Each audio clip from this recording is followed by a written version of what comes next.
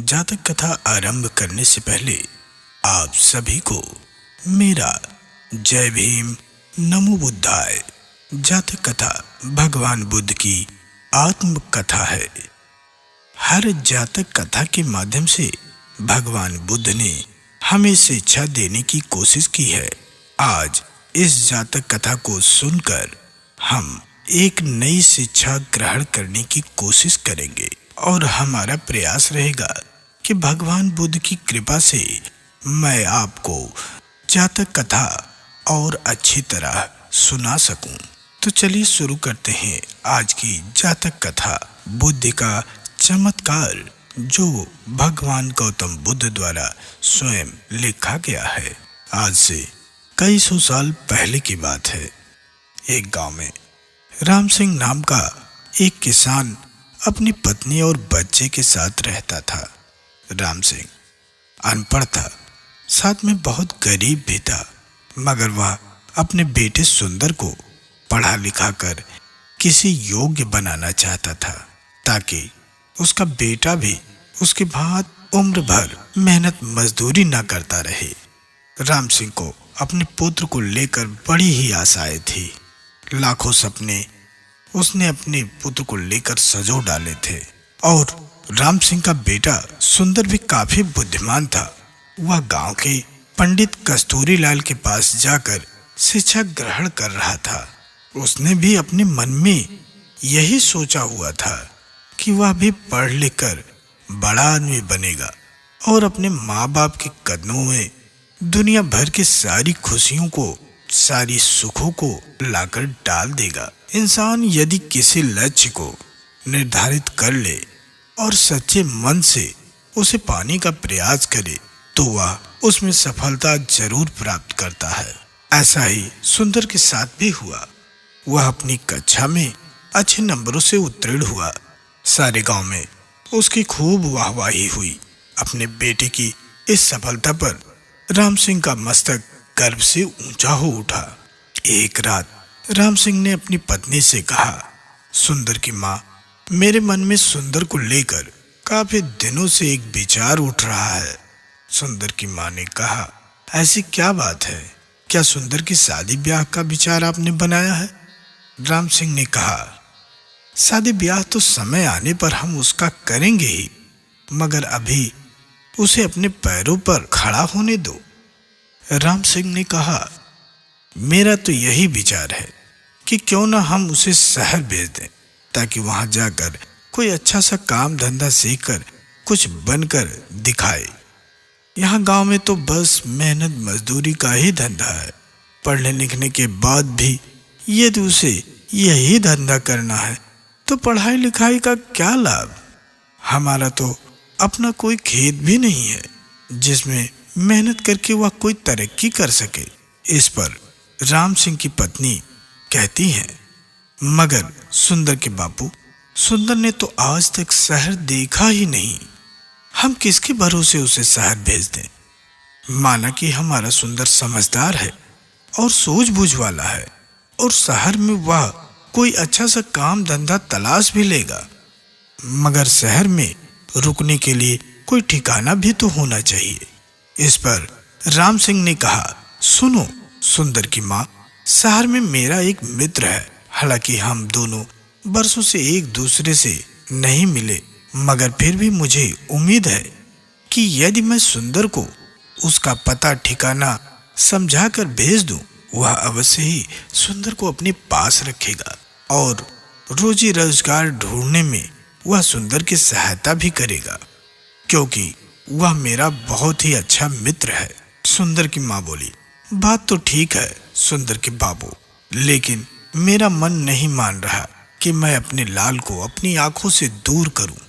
माँ की ममता ही ऐसी होती है कि वह अपने पुत्र को अपने आप से दूर होना ही नहीं देना चाहती। ये बात सत्य है। इस पर राम सिंह ने कहा, ऐसा तुम अपनी ममता के हाथों मजबूर होकर कह रही हो, मगर दिल से तो तुम भी यही चाहती हो कि हमारा बेटा तरक्की करे। इसलिए दिल को मजबूत बनाओ। सुंदर शहर जाकर कुछ बन गया तो हमारा बुढ़ापा भी सुख से गुजरेगा। और इस प्रकार राम सिंह ने अपनी पत्नी को समझा बुझाकर सुंदर को शहर भेजने के लिए राजी कर लिया। उसी शाम सुंदर जब अपने यार दोस्तों के साथ खेल कूद कर घर वापस आया तो राम सिंह ने बड़े प्यार से अपने पास बैठाया और अपने मन की बात कही। सुंदर यह जानकर बहुत खुश हुआ कि उसका बापू उसे शहर भेजना चाहता है। वास्तव में सुंदर भी यही चाहता था कि वह किसी प्रकार शहर चला जाए और वहां कोई ऐसा काम धंधा करे जिससे उसका परिवार सदा सदा के लिए गरीबी से छुटकारा पा सके और सुख भोगे। अतः पिता का प्रस्ताव पाकर वह बड़ा ही खुश हुआ और बोला, पिताजी, चाहता तो मैं भी यही था कि पढ़ लिखकर शहर जाऊं और अच्छी सी नौकरी करके घर की कमाई में आपका हाथ बटाऊं, मगर कहीं आप मुझे शहर भेजने से इनकार ना कर दें, यही सोचकर मैंने आपसे अपने मन की बात नहीं कही। मगर अब जब आप स्वयं ही मुझे शहर भेजने के इच्छुक हैं, तो इससे अधिक खुशी की बात मेरे लिए भला और क्या हो सकती है। मैं अवश्य ही शहर जाऊंगा। और इस प्रकार दूसरे ही दिन राम सिंह ने उसे दीन दुनिया की ऊंच नीच समझाई और अपने मित्र का पता देकर शहर के लिए विदा कर दिया। सुंदर काफी सूझबूझ वाला समझदार युवक था। अपने माता पिता की दुख दर्द को वह भली बात समझता था। वह यह भी जानता था कि गांव में रहकर तो उसका भविष्य अंधकार में ही डूबा रहेगा, जबकि उसकी इच्छा बड़ा आदमी बनकर अपने माता पिता को भरपूर सुख देना था। अतः खुशी खुशी वह शहर के लिए रवाना हो गया। शहर आकर सुंदर की आंखें चौंधिया गई। खूब भीड़ भाड़, धक्कम धक्का, सजरी संवरी दुकानें, तांगे इक्के का आवागमन। खैर, आश्चर्य से वह सब देखता सुंदर अपने पिता के कथित दोस्त से मिलने चल दिया। लेकिन जब वह पते के बताए स्थान पर पहुंचा तो पता चला कि उसके पिता का दोस्त रामचंद्र तो न जाने कब का मर गया है और अब तो उसके परिवार का भी कोई अता पता नहीं था। यह जानकर सुंदर बहुत निराश हुआ और सोचने लगा कि अब क्या होगा। आशा निराशा तो जीवन में चलती ही रहती है, लेकिन सुंदर उन युवकों में से नहीं था जो हताश होकर बैठ जाते हैं। उसमें हिम्मत और आत्मविश्वास कूट कूट के भरा था। उसने अपने आप को दिलासा दिया और बोला, बेटा सुंदर, निराश होने से कुछ नहीं होगा।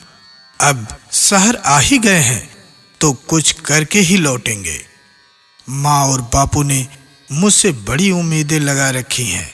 मैं ही उनके बुढ़ापे की लाठी हूँ। अब शहर आ ही गया हूँ तो कुछ बनकर ही लौटूंगा। अपने आप को समझाते हुए सुंदर ने कहा, तुझे याद नहीं, गांव में मास्टर जी कहा करते थे, हिम्मते मर्दा मद्दे खुदा, यानी जो लोग हिम्मत करते हैं उनकी मदद खुद भगवान भी करते हैं।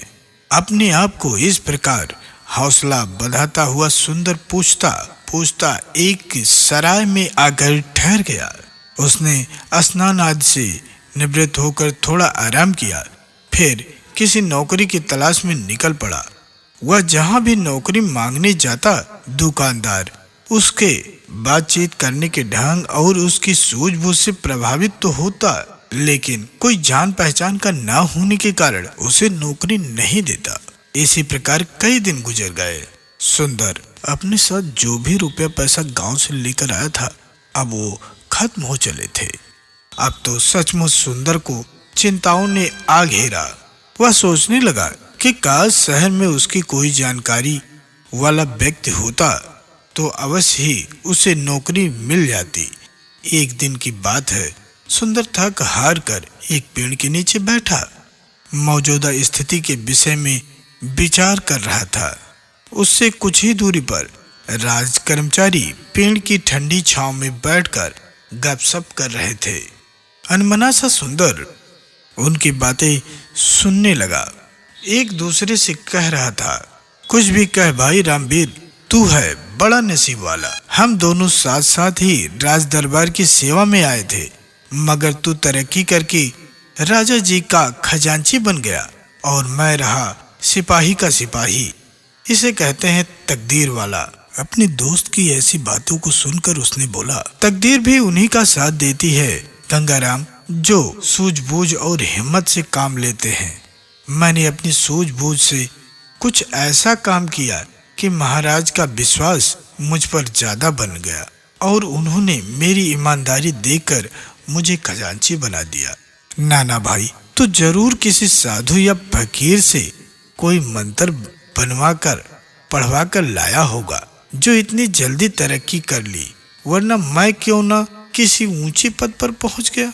इस पर वह पूछता है, भाई तू मुझे अपनी कामयाबी का राज बता।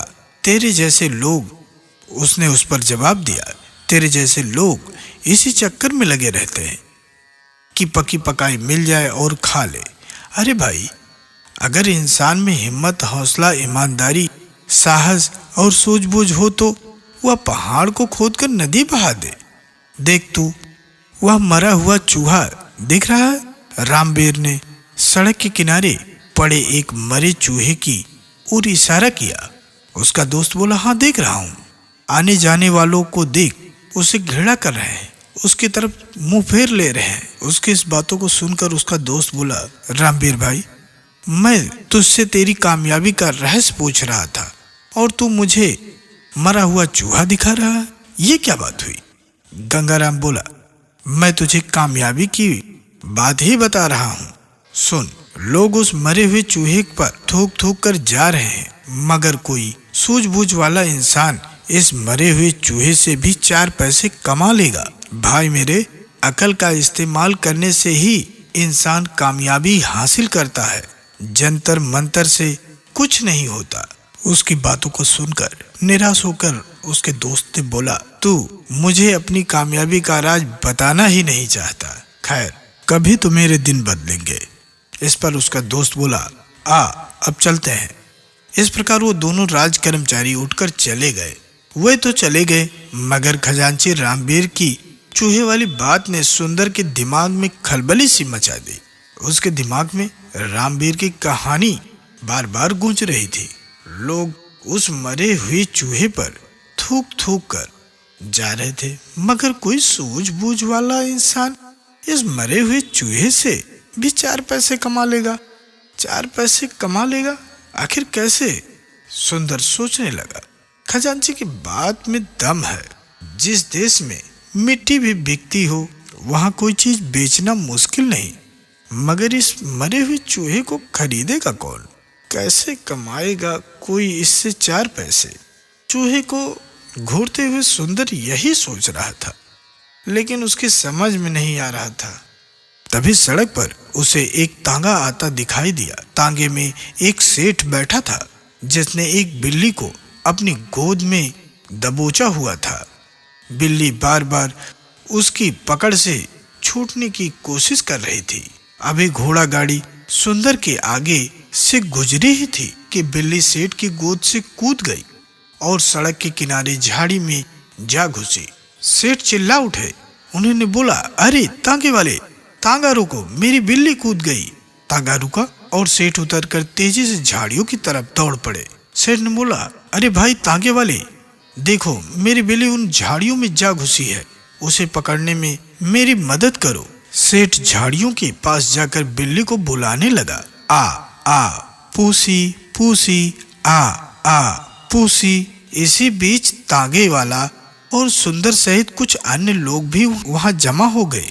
सेठ ने बोला, अरे भाई, मैं किसी खास प्रयोजन से इस बिल्ली को खरीद लाया हूँ, कोई इसे बाहर निकालने में सहायता करो। सेठ बेताब होकर लोगों से गुहार कर रहा था, जबकि झाड़ियों में घुसी बिल्ली पंजे झाड़ रही थी, गुर्रा रही थी।